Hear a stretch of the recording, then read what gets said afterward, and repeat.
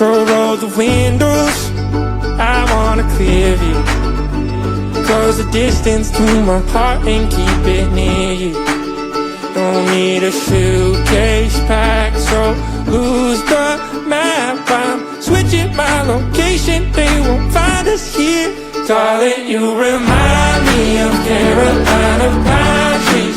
Baby, when I eyes meet, I feel my heart raging like a river out in West Virginia.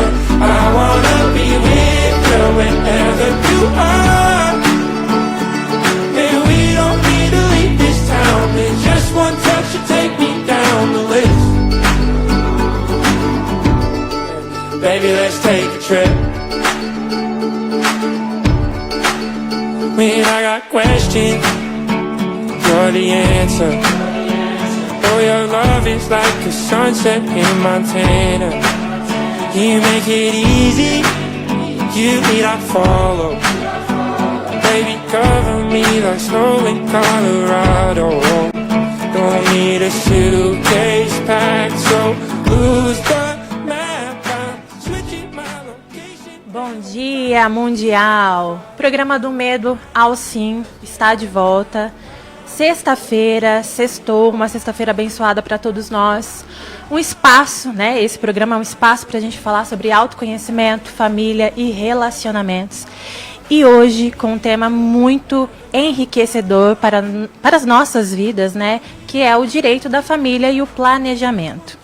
O direito da família, ele organiza, estrutura, mas são os vínculos humanos que dão a vida. Então, convido você a estar conosco nessa programação. Em algum momento você pode se identificar ou pode encaminhar para algum conhecido, algum familiar, aquele tal disse, mas não disse, que eu sempre falo aqui, tá?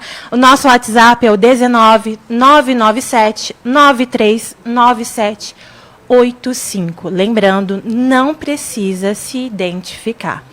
E vou falar já da Zarzur Soluções Contábeis, especialista na contabilidade de profissionais da saúde. Então, você, profissional da saúde, já procurou se informar que você precisa estar com seu carnê-leão em dia? Que em cada atendimento você precisa ir lá no Receita Saúde e emitir, né, o recibo e encaminhar o comprovante para o seu cliente, para o seu paciente? Entre em contato com a Zarzur, eles podem te ajudar. O telefone é o 19 988 23 7351 e o Instagram, @Zarzur Contabilidade. E quero convidar você a nos acompanhar através das nossas plataformas, não é mesmo, Betinho? É isso aí, um bom dia a todos, ótima sexta-feira para você que está acompanhando a programação da Rádio Mundial FM Web. Lembrando, estamos ao vivo aí pelo Facebook e YouTube e também aí pelo nosso aplicativo. Doutora Dain, daqui a alguns dias a gente está reformulando aqui o sistema, né? A gente está indo devagarzinho, né? A gente tá aí acho que 1 mês a 20 dias, né? Então até o final do ano vai estar bem completo, né, o sistema aqui nosso. A gente já está subindo um site também. Olha! Né? E você vai estar ouvindo as músicas, vai ter a programação ali também, você é direcionado ali para playlist, já tem uma playlist do Medo ao Sim lá no YouTube, e entre outros detalhes, né? Então a gente vai conseguir também estar levando a programação, transmitindo para mais canais, né? A gente vai conseguir transmitir, pelo que eu contei, são em 8 plataformas diferentes que a gente tem, né? Lembrando que a gente tem a Rádio Mundial. A gente vai estar cedendo aí que a gente já está adquirindo a questão do Piracema Plus, né? Tem aí também o portal Repórter Nares, que a gente vai estar utilizando a página dele, que tem uma pequena quantidade de 34 mil usuários, então, no município aqui, região, e outra que tem mais 17. Então, a gente vai estar divulgando nessas plataformas aí, como a gente já divulga nas nossas também. E quem sabe mais para frente a gente tem surpresas para você aí. Mundial sempre surpreendendo, né? Isso, a gente tá fazendo aqui para o pessoal, principalmente de Pirassununga e nossa região, divulgar coisa boa do nosso município aqui também, como o programa do Medo ao Sim tem ajudado muitas pessoas aí, pessoas se manifestando nas perguntas, às vezes aqui nos detalhes, já tivemos ocasiões até de pedido de ajuda aqui, né, doutora Dain? Então o programa do Medo ao Sim aqui está para você. Não é só da Mundial, não é só do Medo ao Sim. O programa é feito para você. E lembrando isso, você então, hoje, no programa do Medo ao Sim, eu estava falando com a doutora Daina aqui, eu lembrei que senão eu tinha que fazer depois, né? O sorteio da Mundial vai ser hoje, né? Então a gente está com um post lá no nosso Instagram, né? Ele está fixado, então o que a pessoa tinha que fazer? Ir lá, começar a seguir a página e compartilhar com uma pessoa. Então dá tempo ainda, né? A gente vai fazer quase no final do programa do Medo ao Sim. Então se você quiser ainda, corre lá, participa, é só começar a seguir a página da Rádio Mundial. É fácil, Rádio Mundial Pirassununga, que você já acha a gente lá no Instagram, e compartilha com uma pessoa. O sorteio vai ser direto já do link desse que está fixado lá, né? Eu vou estar mostrando para vocês aqui. E aí já sai o arroba, né, da pessoa certinha, a foto, para não ter, falar que a gente não está ajudando ninguém aí, né?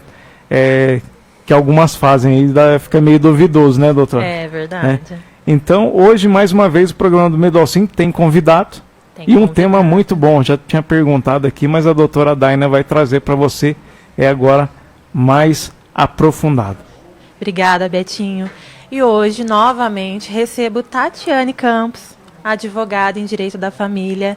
E o tema hoje, vou reforçar, Direito da Família e Planejamento, né, Tati? Muito obrigada. Bom dia a todos. Eu quem agradeço, Daina, novamente pelo convite. É uma satisfação estar aqui novamente com você para discutir um assunto tão importante. Sim, verdade. Muito obrigada, viu, pelo convite. Eu que agradeço por estar presente aqui conosco, né, levando a informação aos nossos ouvintes, né, pirassununguenses e região. E hoje, antes de iniciar aqui, né, com a programação, vou reforçar novamente a frase retórica, né, Direito da Família organiza, estrutura, mas são os vínculos humanos, né? O vínculo afetivo que dá vida. Tudo bem, pessoal? Tati, fala um pouquinho agora para nós o que significa planejamento familiar dentro da perspectiva do direito de família. Bom, o planejamento familiar, ele tem muita ligação, muita correlação com a pluralidade de famílias, porque hoje o nosso sistema jurídico, ele protege todas as modalidades de família, não só aquela tradicional, que até então era composta obrigatoriamente através do casamento, pelo homem, pela mulher e pelos filhos. Então, hoje, o planejamento familiar, ele abrange abrange diversas espécies de famílias, não só a tradicional, e tem muita relação com a autonomia que o indivíduo tem, com a autonomia que o casal tem de planejar se vai ter filhos ou não, se esses filhos serão concebidos de forma natural ou através da adoção, ou se será uma maternidade, por exemplo, socioafetiva, que hoje acontece muito, já é uma realidade. Então, tem muita correlação com a autonomia que o indivíduo tem de planejar a sua família, se vai ser só o casal, se vai ter filhos, se esses filhos serão biológicos, adotados. Tem muita relação com a autonomia da reprodução. Então, o planejamento familiar hoje abrange a pluralidade de famílias que tem previsão na nossa Constituição. A nossa Constituição tem o princípio da dignidade da pessoa humana, da pluralidade de famílias, e todas as famílias precisam ser tuteladas, protegidas pelo Estado. Não só aquele conceito de família tradicional que hoje já está ultrapassado. Então, por exemplo, uma mãe que cuida da filha sozinha ou um pai que cuida de um filho sozinho é considerado um núcleo familiar. Eles são uma família. O casal que decide não ter filho, eles também são considerados um núcleo familiar. E o Estado tem que proteger, tutelar os interesses de todas as famílias. Hoje, inclusive, Daina, existem até contratos de coparentalidade. E não é uma possibilidade, já é uma realidade. O que significa de forma bem resumida? Que duas pessoas ou mais podem fazer contratos com a intenção de conceber um filho, e não necessariamente eles têm um vínculo amoroso, uma relação amorosa. Então, por exemplo, há 3 anos eu fui procurada por uma cliente que ela já tinha 40, 41 anos na época, e o sonho dela era ser mãe. E ela estava muito preocupada com o relógio biológico. Ela conheceu um rapaz que tinha esse mesmo interesse de ter filho, e eles fizeram um contrato de coparentalidade, estipulando regras sobre a concepção do filho, sobre como seria o regime de convivência, a guarda. Então, planejamento familiar é a autonomia do indivíduo de decidir, de planejar como a família será construída, constituída. Ou seja, deixa eu ver se eu entendi também, né? Essa é nova para mim também.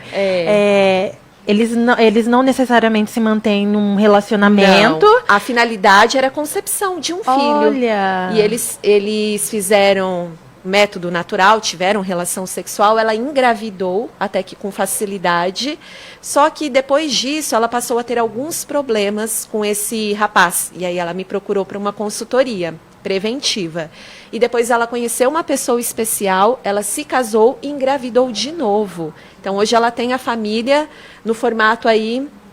Ela é casada, ela teve um segundo filho oriundo desse casamento, mas ela sempre quis ser mãe e ela estava preocupada com a idade, com o fator biológico. E aí ela celebrou esse contrato de coparentalidade. E ela, inclusive, é servidora pública, ela trabalha no Ministério Público, então é uma pessoa que já tem um pouco mais de instrução, de conhecimento, e ela fez esse contrato de coparentalidade. Eles não mantiveram a relação amorosa, o vínculo amoroso, o objetivo era a concepção, era ter um filho. Olha, então, ou seja, o planejamento familiar, ele não foca só no patrimônio. Não. Né? São as relações humanas, né? Exatamente, não só no patrimônio, na constituição, no modelo de família. Qual vai ser o nosso modelo de família? E não é o que eu disse para você, não é uma possibilidade, já é uma realidade. Olha, interessante. Interessantíssimo, né? Sim. E aí o direito tem que acompanhar essas mudanças, porque a sociedade está em constante mudança, as relações humanas estão mudando, mudaram muito. Sim. E aí o direito tem que acompanhar essas mudanças. Então, hoje, inclusive, existem contratos com essa finalidade. Você sabia disso? Porque eu não sabia, não, viu? É um tema novo. É um tema Eu já novo. vi a gente engravidar e alguém Uma não relação assumir. casual, né? Mas agora já existem esses contratos de coparentalidade, que as Olha. pessoas não necessariamente têm essa relação, esse vínculo amoroso, mas desejam construir uma família através da concepção de filhos. Muito interessante. Tati, e quais os principais instrumentos legais de casais ou famílias podem utilizar para organizar o patrimônio e evitar conflitos futuros? Bom, os principais instrumentos hoje que estão disponíveis é o pacto antinupcial, quando o casal decide se casar, contratos de união estável, escrituras públicas de união estável e também o que nós chamamos de planejamento sucessório. O que significa essa expressão sucessório?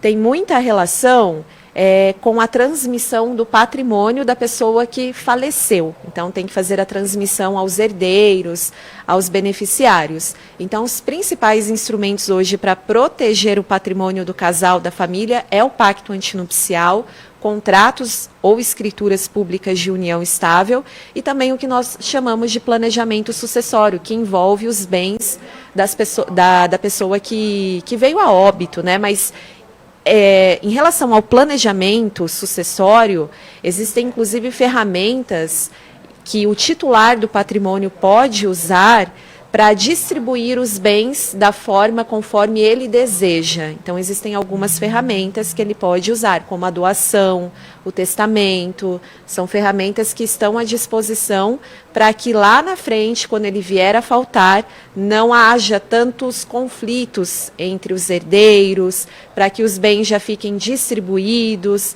não existam custas com inventário, com processo, todo esse desgaste emocional. Eu acho que eu tinha alguma pergunta para fazer sobre isso. Deixa eu ver, porque daí a gente já engloba. E falando nesse planejamento sucessório, como evitar a disputa familiar?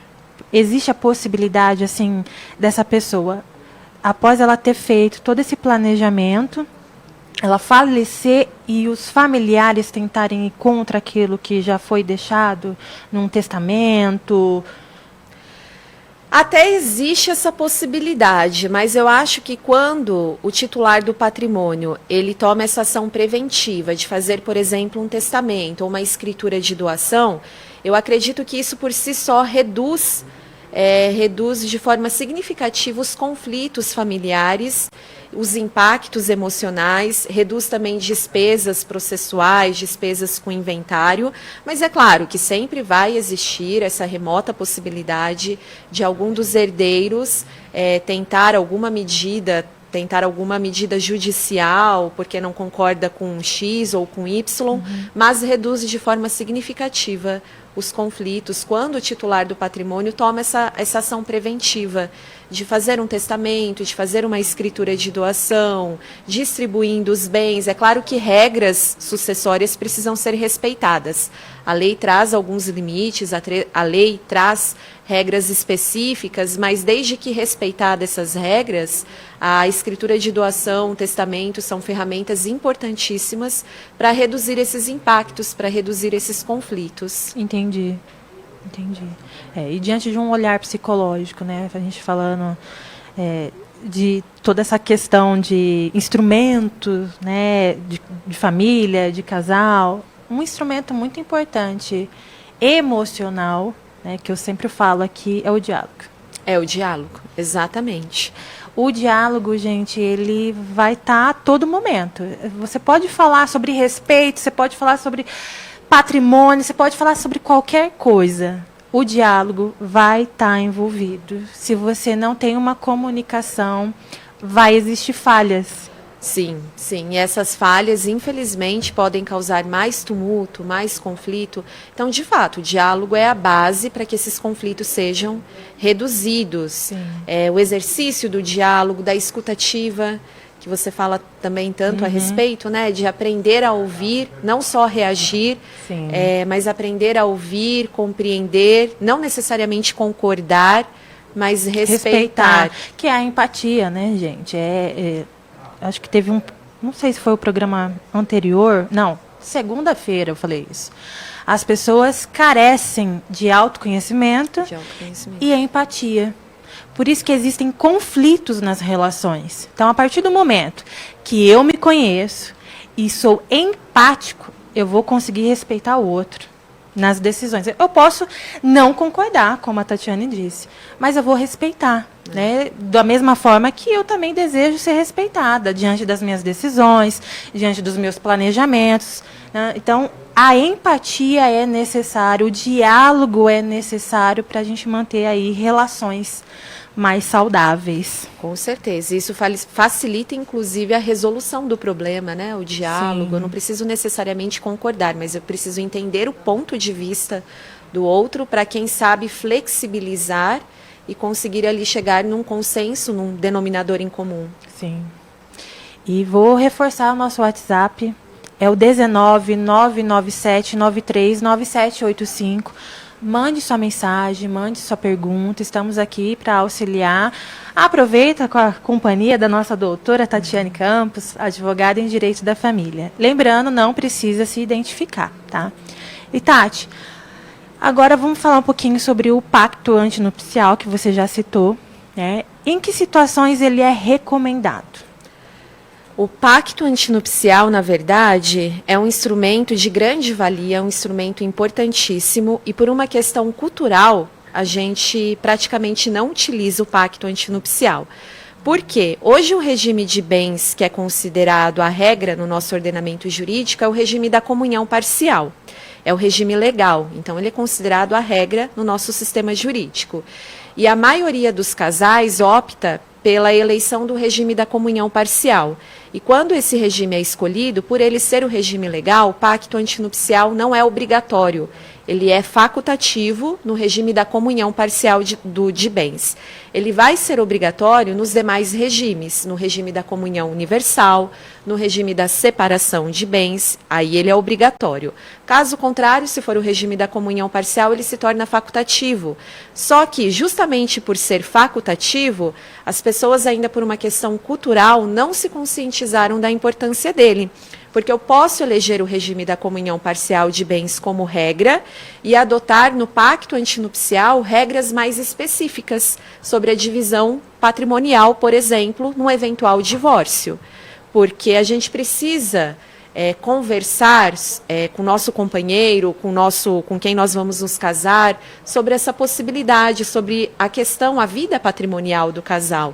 Então, eu posso escolher o regime da comunhão parcial e fazer o pacto antinupcial, estabelecendo regras mais específicas. Então, se eu vou me casar, elejo o regime da comunhão parcial e já conversei com o meu noivo que eu quero comprar um imóvel com recursos próprios e que esse imóvel vai constar no meu nome e que em caso de divórcio eu não quero partilhar esse imóvel em especial, eu posso fazer constar nesse pacto. Então, eu posso prever exceções ao regime da comunhão parcial de bens. Eu posso também colocar regras sobre um possível divórcio. Se a gente for se divorciar, consta ali uma cláusula que primeiro nós vamos buscar a resolução consensual, através da mediação, através da conciliação. Eu posso também prever nesse pacto antinupcial multa em caso de traição, porque hoje a traição ela só é passível de indenização se a traição for exposta a terceiros, se a vítima, se a pessoa traída sofrer, por exemplo, constrangimento, humilhação, porque houve exposição.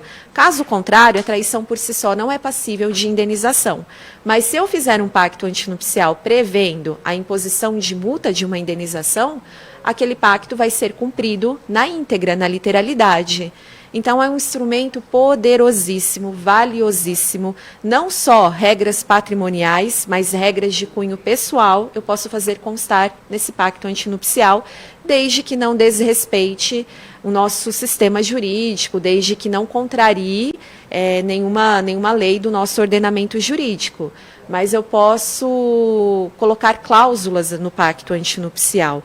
E por uma questão cultural, as pessoas ainda não se conscientizaram da relevância, da importância de fazer pactos antinupciais, mesmo quando o regime de bens escolhido for o da comunhão parcial. Olha, eu mesma não tinha essa consciência, não. Sim, sim. As pessoas não têm essa consciência natural, é uma questão cultural. Aqui no Brasil nós não temos esse hábito, né, de contratualizar, não muito. Agora, gradativamente, é que as pessoas estão se conscientizando. Mas o pacto antinupcial é uma ferramenta poderosíssima.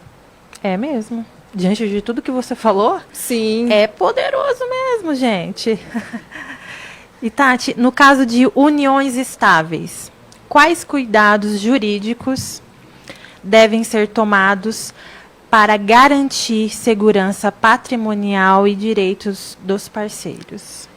Bom, a união estável, diferente do casamento, ela existe no plano fático. Então, não necessariamente eu preciso formalizar a união estável para que ela exista. Ela existe no plano fático, então não preciso fazer obrigatoriamente um contrato, eu não preciso fazer obrigatoriamente uma escritura, ela existe no plano fático. Só que, para que a família, o casal, consiga ter segurança, evitar conflitos, preservar o patrimônio, eu recomendo que seja feito um contrato de união estável. Pode ser feito um contrato particular de união estável, pode ser feita uma escritura pública em cartório.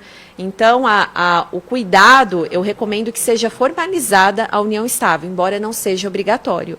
Por quê? No caso de uma eventual separação, vamos supor que todos os bens tenham sido colocados em nome do marido e o marido não queira reconhecer essa união estável, dissolvê-la de forma consensual, não queira fazer a partilha desse patrimônio. O que a mulher vai ter que fazer? Buscar a justiça, provar que essa união estável existiu por meio de provas seguras, provas contundentes. Se tiver filhos, é um indício forte, mas não necessariamente a existência de filho induz a conclusão de que havia uma união estável. Então, vai ter que enfrentar todo o desgaste de um processo judicial que é oneroso financeiramente, que demanda tempo, e ainda ficar à mercê de um terceiro, que é o juiz, para que essa união seja reconhecida. É um desgaste emocional muito grande, que poderia ter sido evitado se o casal tivesse celebrado o contrato particular de união estável ou até mesmo a escritura pública de união estável. E pior ainda, em caso de falecimento. Vamos supor que o marido faleça e aí a mulher queira receber a pensão por morte. Ela não tem nada que prove a união estável, então ela vai ter todo esse desgaste de provar inicialmente ao INSS, que é a regra, que a união estável existia. É tudo muito burocrático, é tudo muito moroso. Então, esses problemas podem ser evitados. De que forma? Formalizando a união estável, através de um contrato ou de uma escritura. Então, esse é o principal cuidado que eu entendo que o casal precisa ter, que a família precisa ter, não só quando tem filhos, principalmente quando tem filhos, mas não só quando tem filhos. Até porque o casal pode decidir, optar por não ter filhos, né? Ou seja, né, o filho não vai dar garantia nenhuma por si só, né? Por si só, não. Por si só, não. E tudo... Vou repetir, e tudo gira em torno do diálogo e do autoconhecimento, né? Porque se eu tenho essa abertura para conversar com meu parceiro, olha, eu entendo que a gente precisa fazer um contrato de união estável, porque se isso vier a acontecer, eu vou estar resguardada, nossos filhos vão estar resguardados, você vai estar resguardado e seguro também, do ponto de vista legal, é ter essa abertura, porque a gente tem essa pré-ideia, esse pré-julgamento de que eu não posso conversar sobre questões patrimoniais, porque senão eu vou ser taxada de interesseira. Sim. Mas não é interesse, nós vivemos no mundo material. A gente precisa se resguardar de alguma forma, a gente precisa prover a nossa subsistência. Só que a gente tem essa falsa ideia, se eu conversar com meu parceiro sobre patrimônio, ele vai pensar o quê a meu respeito? Que eu estou desconfiada do comportamento dele? Sim. E a gente parte pelo princípio de que hoje nós estamos juntos, hoje falamos uma linguagem, mas e amanhã? Né? O amanhã a gente não tem um alcance palpável, né? Então a gente precisa assim, ter um diálogo, um olhar para si mesmo, né? Tentar realmente se conhecer e problematizar situações para o futuro. Antever os cenários. Eu acho que, salvo engano, eu comentei essa história no primeiro programa. É um cliente que ele namorava, na época ele só namorava, e ele acabou celebrando um termo de união estável. Um termo simples, 2 testemunhas assinaram para que a namorada pudesse frequentar o clube da cidade, como dependente. Eu lembro. E aí, ele falou assim para mim na primeira consultoria, não, mas eu sei que eu posso ficar tranquilo, porque ela me disse que não vai pedir a divisão dos meus bens particulares, dos bens que eu adquiri na época do namoro. Mesmo a gente tendo feito esse termo de declaração, ela já falou isso para mim, eu confio nela. Pois bem, depois de 2 anos, o casal se separou e a companheira, aí nessa época já era companheira, eles já viviam uma união estável, ela fez questão dos bens particulares, ela fez questão dos bens que foram conquistados por ele na época do namoro, e ela usou aquele termo de união estável contra ele. Sim. Então, tem uma pergunta, né, Betinho? Então, gente, só para finalizar, para dar abertura ali para um ouvinte. A gente tem que dar credibilidade, tem que confiar no outro, né? Porque senão a gente vai viver sempre em desconfiança. E aquele conflito interno sem deixar visível ao outro, né? E cadê a paz? Cadê a leveza? Cadê a relação saudável? Mas existem situações que são plausíveis a gente ir atrás, sim, de contratos, de medidas jurídicas, para a gente se resguardar. Preventivas, né? De forma preventiva. Sim, então não é só você confiar no outro naquele momento de emoção. Às vezes a gente também precisa ser um pouco racional. É um equilíbrio. Sim. É interessante que a doutora Daina até comentou aqui, é mais ou menos o tema que a pessoa está fazendo a pergunta. Só que ela comenta também aqui, ela até pediu, pode falar o meu nome aqui, ela fala, Ana aqui, bom dia, né? E ela falou assim, essa questão da pessoa ter esse entendimento, né? Mais ou menos resumindo aqui o que ela está comentando, no casamento. Então tem vários tipos, né, vamos dizer, é um contrato. É um contrato, o casamento é um contrato. Né? A pessoa que é mais leiga, né, nessa questão, tem algum acesso ao poder público, alguma coisa para tentar entender, o poder público podia intervir essa questão. E o que ela fala aqui, acho que a doutora Day falou no finalzinho, fala assim, isso deveria ser obrigatório, tipo um curso, né, de avaliação, antes de casar, no caso legalmente, né?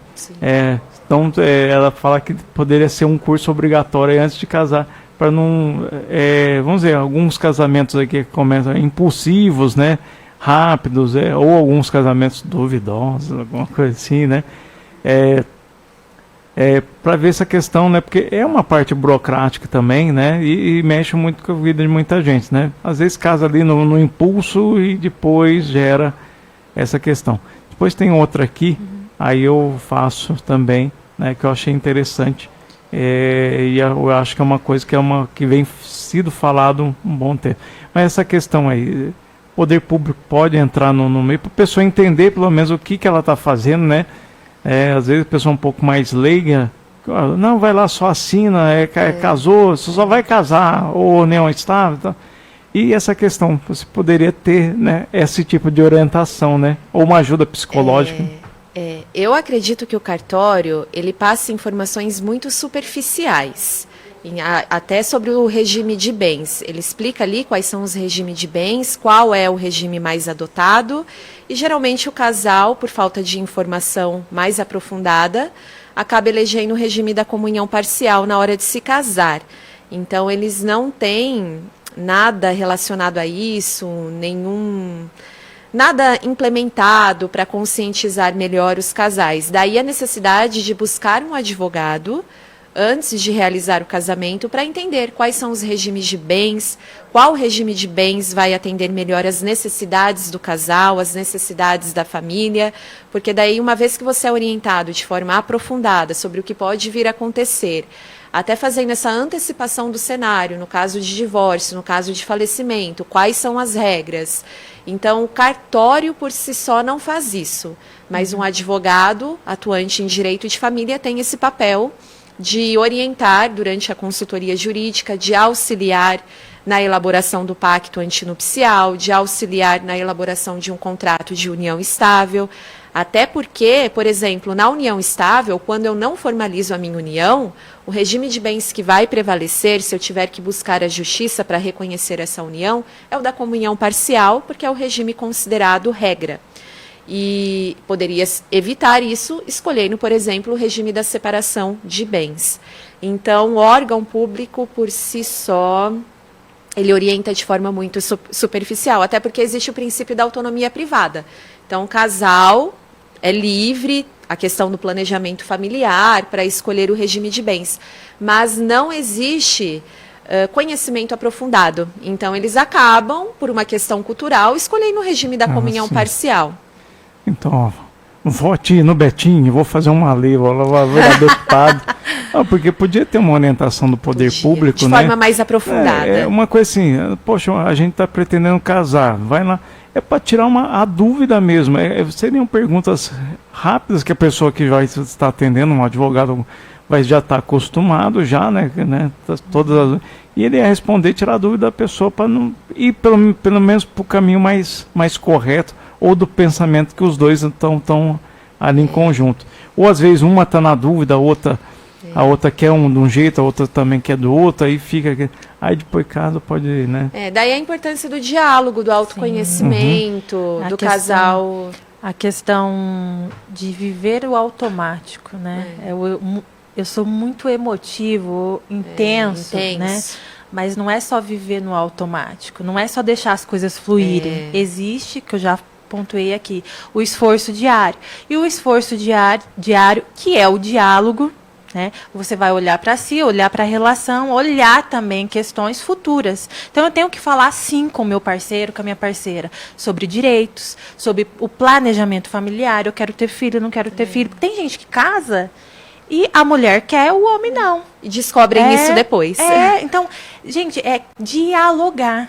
Então, não é só viver a emoção, a relação ali no início, que é tudo muito bom, tudo maravilhoso, mas e as outras bagagens que influenciam essa relação?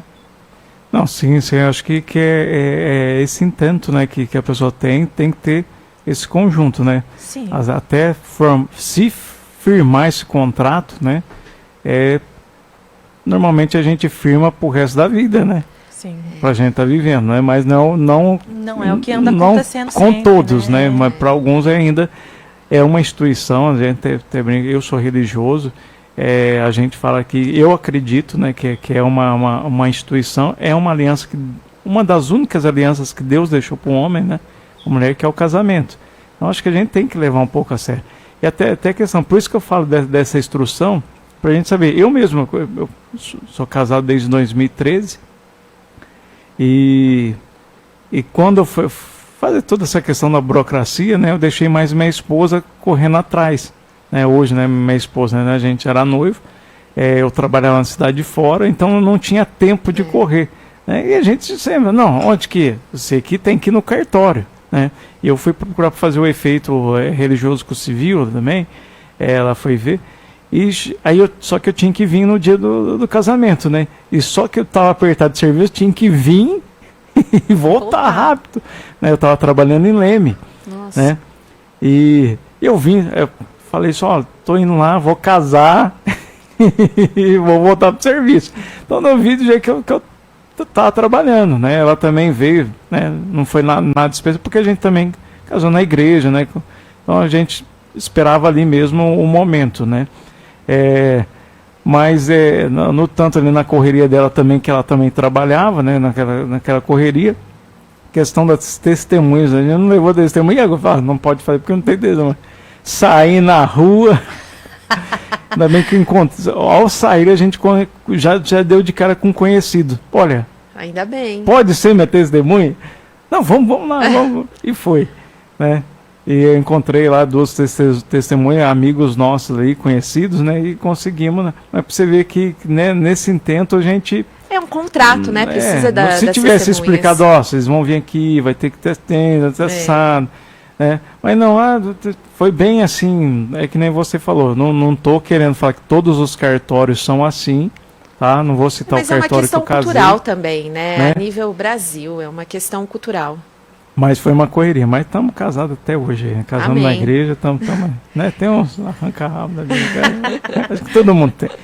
Mas é o pessoal entender que existe, porque o casamento... Além, como eu comentei, aquelas pessoas que acreditam, a respeito todos que não acreditam também, né, mas a gente acredita que é uma aliança que Deus deu pra gente, então é uma coisa séria. Até pessoa que não acredita também é um contrato sério. Né? Então tem uma pergunta aqui que eu achei interessante, a pessoa se manifestou e ela comentou sobre a questão do casamento, nessa questão da separação. É um assunto que às vezes eu vejo no jornal aí, da socioafetividade. Afetividade. Isso. Né? E o que acontece, né, nesses casos aí, doutora? Da socioafetividade é a questão da filiação, seria isso? Eu acho que porque ela acho que cita filho aqui. Tem um mito, né, um boato de que quando o casal está junto, o padrasto se separar vai ter que pagar pensão ao enteado. Tem esse mito correndo até pela internet. Aqui foi comentado até a questão de herança. Então, mas tem esse mito de que eu me relacionei com uma mulher que tem filho, nós estamos ali vivendo uma união estável. Se eu vier a me separar, automaticamente eu tenho que pagar pensão por causa da filiação socioafetiva. E, gente, está longe de ser assim. Não é de forma automática, até porque... Para que a filiação socioafetiva seja reconhecida, existem requisitos legais. Não é toda relação de enteado e padrasto que possibilita o pagamento da pensão, que gera direitos e deveres. Não é toda a relação. Primeiro que, mais do que ser padrasto e enteado, tem que existir amor genuíno entre os dois, de forma que eles se considerem pai e filho. Isso é filiação socioafetiva. Eles se tratarem de forma recíproca como pai e filho. Então, não é toda a relação de padrasto e enteado. E se for menor de idade, tem que contar com a anuência da mãe, precisa provar que essa relação, esse amor de pai e filho, como se fossem pai e filho, é verdadeiro, que vai beneficiar a criança.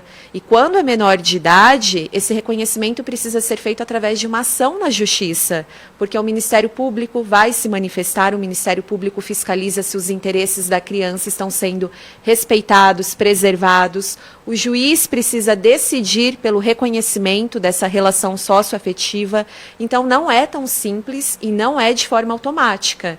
Mas eu já vi que essa ideia está se espalhando de forma muito rápida e equivocada pelas redes sociais.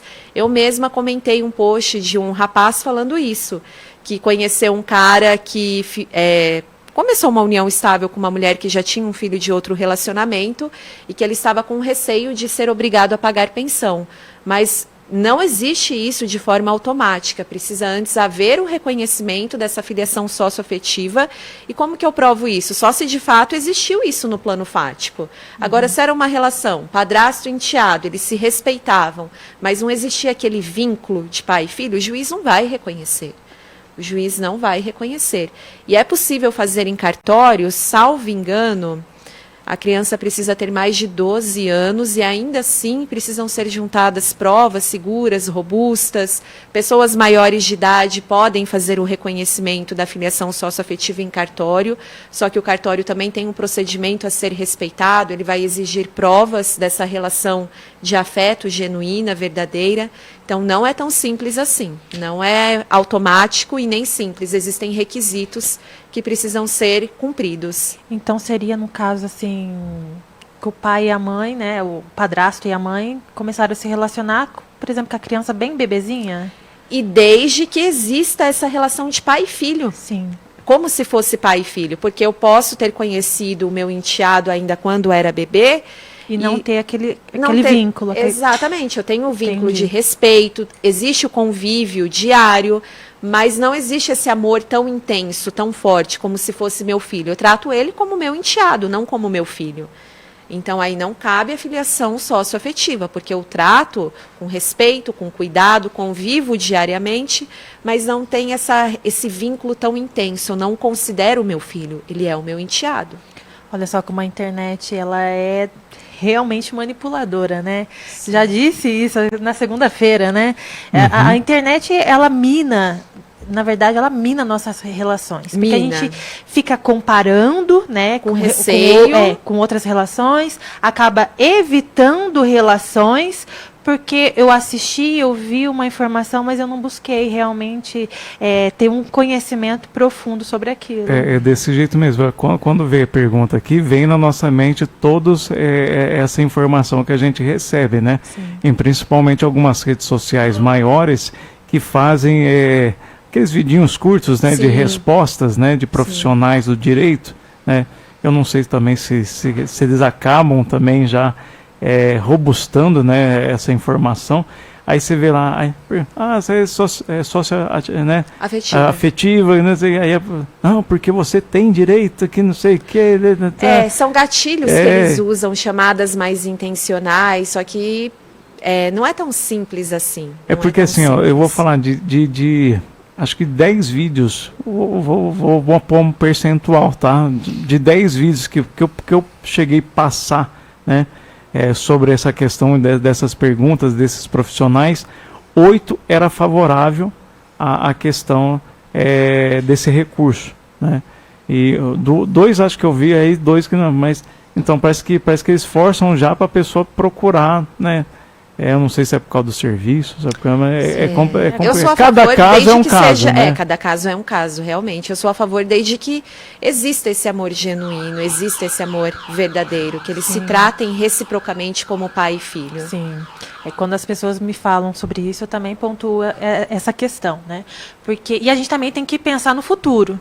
Sim, né? porque gera Às vezes, direitos e obrigações. Sim, porque e no dia de amanhã eu quero me relacionar, eu acabo tendo filhos, né? Eu realmente tive uma consciência sobre esse direito que eu fui em busca. Sim. Então, gente, volto de novo, aí, o autoconhecimento, o diálogo, né? Então, tudo vai girar em torno disso. E a gente precisa realmente nos aprofundar nessas questões para a gente não cometer erros, né? Atos falhos e no dia de amanhã a gente ficar aí ainda se culpando. Ainda mais envolvendo criança, né? Ainda mais envolvendo criança. A ideia que o Instagram está disseminando através desses vídeos é que bastou ter uma relação mais aprofundada com alguém que já tem filho de um relacionamento anterior, que isso por si só já é o suficiente para que ela possa buscar a justiça e pedir pensão alimentícia. É essa ideia que a internet está disseminando. Na verdade, ficou superficial, né? A pessoa se relacionam ali, a mulher tem um filho, ou o homem, pode ser também. Pode ser o contrário. Pode ser o contrário. Tem um filho lá, convivi 4 anos lá, não deu certo, e aí a pessoa quer ir lá requerer a pensão. Essa ideia que a internet traz, Isso. de que já é possível pedir a regulamentação da pensão. Mas não, cadê o reconhecimento da relação socioafetiva? Precisa haver antes o reconhecimento da filiação socioafetiva. É isso, a criança tem um bom relacionamento com o outro pai ou outra mãe e ainda quer, O outro pai, inclusive... Como que fica pensando? Aí pede 2 pensões. Isso, vai participar do processo, outro pai, o pai biológico, na verdade. Porque hoje é possível constar na certidão de nascimento o pai biológico e o pai socioafetivo. Então, existem filhos... que hoje é filiação, né? É a multiparentalidade. Então, é possível desde que isso seja verdadeiro, genuíno. Eu tenho uma relação de filiação com meu padrasto e nós fizemos o reconhecimento dessa relação socioafetiva. Então, vai constar o nome do meu pai biológico e o nome do meu pai socioafetivo. De forma que, se eu tiver que receber pensão, os 2 estão obrigados a pagar pensão, se for menor de idade. Aí sim gera direitos e obrigações, mas não de forma automática, como a internet vem disseminando essa ideia. Sim. Na verdade, tem muitos profissionais, né? Não posso generalizar, mas eles fazem essa chamada de atenção proposital para conseguir seguidores. Só que nisso eles propagam, né, situações que não conferem, não é verdade, né? Até você comprovar, né, todo esse vínculo afetivo. É parcialmente verdade. Então é muito mais. Eu quero um like. Eu quero do que ali realmente uma explicação e um conhecimento profundo sobre a temática e trazer mesmo uma consciência às pessoas. E eu acho que nós, profissionais do direito, psicólogos, a gente precisa ter esse compromisso com a seriedade, em passar informações. Porque é uma responsabilidade tremenda. Sim. Imagine eu fazendo uma chamada de vídeo dizendo que você que convive aí com uma mulher que tem filho de relacionamento anterior, cuidado, você pode ser obrigado a pagar pensão. Eu estou dando gatilhos emocionais para a pessoa. Né? Eu posso adoecer pessoas, então existem desfazer relações. Sim, aí a pessoa está entrando num relacionamento, opa. Freia, né? Às vezes seria um relacionamento saudável, né? Que poderia ser duradouro até que a morte nos separe. E você acaba evitando isso porque você escutou aí não verdades, né? Questões que a gente, na verdade, olhar para si e não muito para a internet, gente. O digital, ele acaba minando as nossas vidas, a nossa saúde mental, as nossas relações. E Tati, quando o casal decide se separar, quais medidas jurídicas podem facilitar o processo e proteger o bem-estar dos filhos? Bom, quando o casal decide se separar, as medidas jurídicas mais recomendadas, isso se houver diálogo por parte do casal, essa questão do exercício do autoconhecimento, do respeito mútuo, sem sombra de dúvidas a conciliação. porque a conciliação permite que as partes decidam as questões envolvendo a vida da família, a questão patrimonial e principalmente a vida dos filhos. O casal tem a possibilidade de decidir absolutamente todas essas questões. Não vai precisar que um juiz de direito decida. Porque a gente tem essa falsa ideia de que o juiz sempre pratica justiça. Isso não é verdade, é uma utopia. Nem sempre as decisões judiciais são equilibradas, nem sempre as decisões judiciais atendem de fato aos interesses da família, dos filhos, nem sempre. Porque processo é sinônimo de prova. Se eu não consigo produzir a prova, o juiz ele não pode, por exemplo, julgar o meu pedido favorável. Então, se houver respeito, desde que haja respeito, propensão ao diálogo, autoconhecimento, empatia, com certeza a melhor medida jurídica é a conciliação.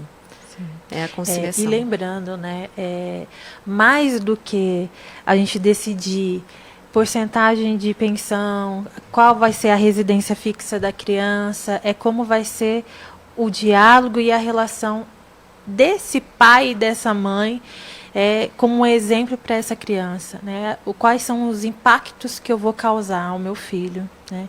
Então, sempre ter esse olhar para o seu filho, o cuidado.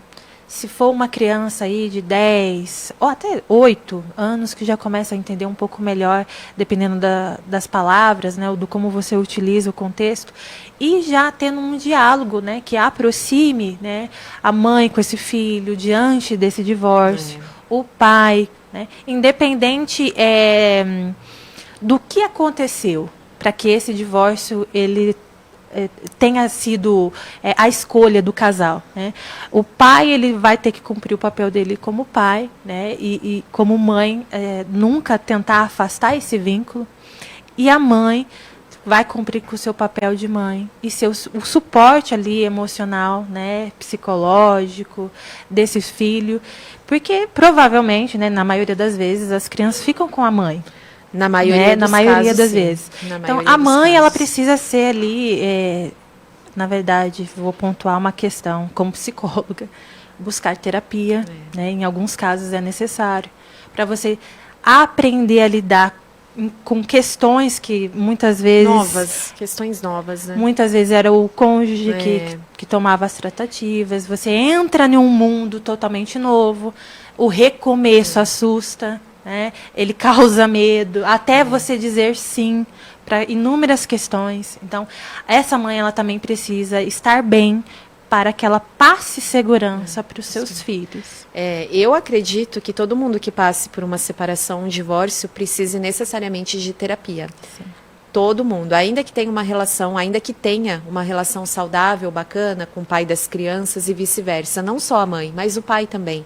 Para aprender a lidar com essas questões novas, com essa interação nova, com a convivência que vai ser diferente, não vai ser como antes. E para evitar conflitos mais desgastantes, conflitos mais graves. Então, todos nós, num término, numa separação, quando envolve filhos, eu acredito que todos nós precisamos de terapia. E as crianças sempre têm um monte de pergunta. Um monte de perguntas. E acho que tem a questão da previsibilidade. Quando é mais novo, eles precisam ter essa previsibilidade. Por que está acontecendo isso? Como vai ser minha rotina daqui em diante? Então, a mãe precisa, o pai precisa, os filhos precisam para passar por essa fase de uma forma mais tranquila. E tanto o homem quanto a mulher, né? Independente de qual foi o motivo, o contexto, quem decidiu, se foi os dois, se foi um só e o outro acabou tendo que, né, concordar, existe o luto. Existe o processo do luto. O luto não é só quando um familiar, um amigo, um conhecido morreu. O luto também ele se dá por quebra de vínculo, né? Então vai vir inúmeros questionamentos, porque onde foi que eu falhei? Né? Então, a terapia, ela ajuda você a trilhar essa nova caminhada de vida. E Tati, para a gente finalizar, qual a importância de buscar orientação jurídica preventiva antes de tomar grandes decisões familiares, como casamento, ou separação, ou partilha de bens? a importância da consultoria jurídica preventiva antes de se casar, antes de se separar, antes de tomar qualquer decisão relacionada à família, é justamente conseguir ter clareza sobre todo o cenário, sobre as consequências, ter clareza sobre direitos, deveres. E tendo clareza, o casal ou a família consegue tomar decisões mais assertivas, decisões mais certeiras, mais assertivas, e consegue se planejar melhor, consegue se organizar melhor, consegue ser mais estratégico. Então, a orientação preventiva antes do casamento, antes de iniciar uma união estável, por exemplo, antes de decidir de fato pelo divórcio, pela separação, é ter clareza sobre direitos, deveres, consequências, sobre todo o cenário para tomar a melhor decisão. E essa clareza, né, diante de tomadas de decisões extremas, muito importantes, a pessoa é necessário até buscar terapia. Com certeza, a terapia é para fundamental. Tentar entender a si o contexto, quais são os caminhos, o que de fato eu preciso fazer. Essa decisão entre eu e o meu cônjuge, entre eu e o meu filho, né, que às vezes se constitui, né, em questões de partilhas de bens, a gente está de acordo, eu estou ali tentando favorecer somente o outro, eu estou pensando em mim, ou eu estou esquecendo. Então é muito importante, né, buscar terapia, o autoconhecimento e diálogo. Novamente eu vou reforçar, é necessário, pessoal. Tati, muito obrigada. Eu quem agradeço. Muito obrigada, foi muito rico. Trouxe questões aqui que foram novas para mim, eram novas para você também, Betinho. O direito de família sempre traz essas questões novas, porque a sociedade está evoluindo muito rapidamente. Então, a sociedade está trazendo questões novas para o direito regulamentar. Sim. O direito tem que ir acompanhando, ainda que de forma gradativa, ainda que em passos lentos, o direito vai acompanhando essas mudanças tão significativas. Verdade. Realmente foram coisas que me surpreendeu. Teve pontos aí que me surpreendeu. Acredito que surpreendeu aí em casa também.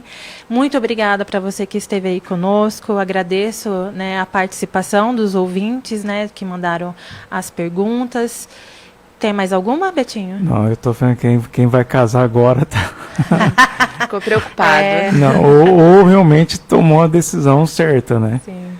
Vamos para o sorteio, né? Vamos por sorteio. Eu estou só esperando carregar aqui já. Então, lembrando você que participou aí do Instagram lá, comentou e compartilhou, vai estar aí participando do sorteio agora. Deixa eu só filtrar os duplicados aqui. Ó, então, lembrando você que são 3 itens, né? O primeiro ganhador que aparecer vai ser a pizza da família Braz. O segundo é o frango assado do Nelson. Frangossauro. O frangossauro, o famoso frangossauro. E o terceiro é uma pipoca lá, né, do pessoal, né, não sei se é 1 ou 2, eu vou confirmar depois. Lá da Pipocas e Sabores aqui do Marcos da Fernanda aqui na praça. Pipoca com queijo, tá bom? Eu só vou pedir a gentileza da doutora Daina pegar aqui, ó, mostrar pra gente na tela.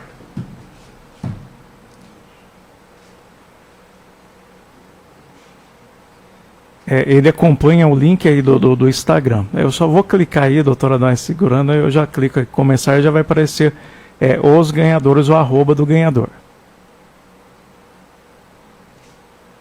Agora o suspense, né, que são 10 segundos. Então torce aí, a gente entra em contato com você. Se você manda no zap, a gente entra pelo zap, senão pelo arroba. Deixa eu só sair os ganhadores aí, deixa eu ver se está visível.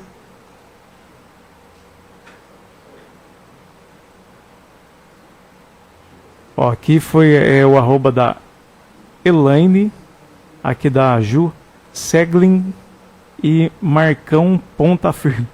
O Marcão Ponta Firme são os 3 ganhadores. Lembrando que o primeiro é a pizza, o segundo é o frango e o terceiro a pipoca. A gente vai entrar em contato com eles pelo WhatsApp, pelo Instagram mesmo, né? E avisar eles de toda a situação. E lembrando que a pizza está, né? Foi a dona Eva que ganhou semana passada, né? E ela filmou lá e ficou felizona, né, com a pizza, né? Também é uma delícia a pizza do Braz, muito né? Muito bom, o pessoal vai muito lá. Então, gente, eu adoro a de costela com pimenta biquinho. Eu sou viciada naquela pizza. Só mostrando para você novamente.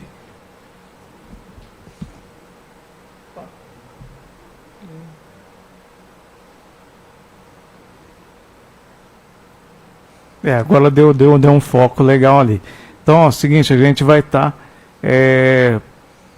passando pro pessoal aí. Então, do Medo ao Sim volta semana que vem, né, doutora Daina? Sim, voltamos. Né? Com mais convidados, mais informações para você aí e mais brindes. Sim. Então, concorra, vai lá e o programa fica gravado, compartilha aí, né? Como que é? Disse, mas não disse. E traz essas informações para você. Você quer casar, quer fugir do casamento? A informação foi hoje. Foi hoje, hein, pessoal? Mas hoje é sexta-feira, um grande abraço para vocês, até semana que vem. Um grande abraço, um beijo. Novamente, muito obrigada, Eu que Tati. agradeço, muito obrigada, Daina. Tchau, tchau, pessoal.